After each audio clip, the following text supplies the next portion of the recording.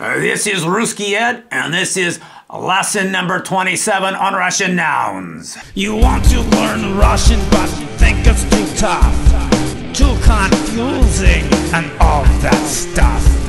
Funny looking letters, what's that you said?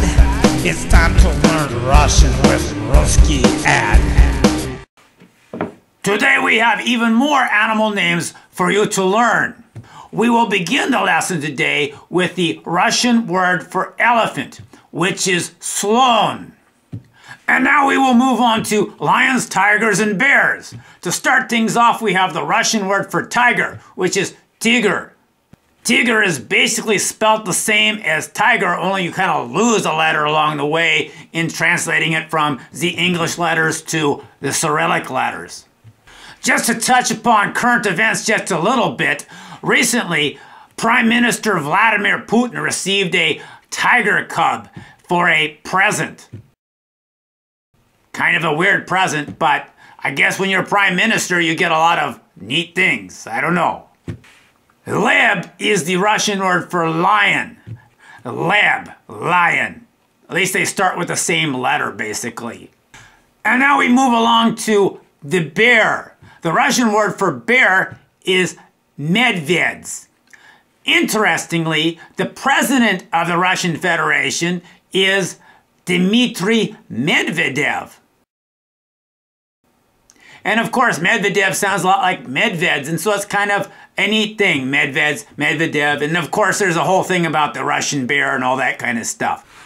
Of course, not all animals are like lions, tigers, and bears with sharp teeth and eating meat. Some of them are nice little forest creatures like the deer. The Russian word for deer is olen. Olen. And let us not forget about mythical creatures such as the dragon. The Russian word for dragon is drakon. Drakon.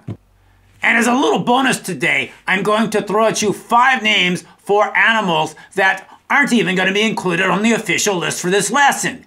Get ready, here they come. Sova for owl, panda for panda, belka for squirrel, giraffe for giraffe, and kit for whale.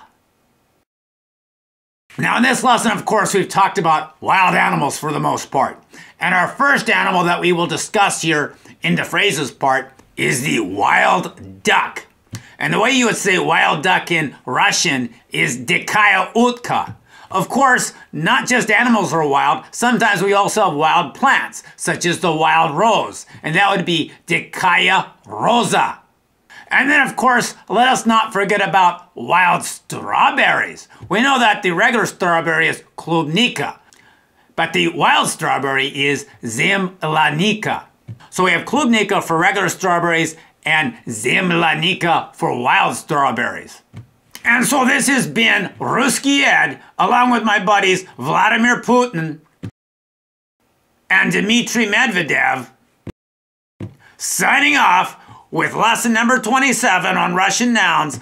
Do svidaniya! It's time to learn Russian with Ruski Ed.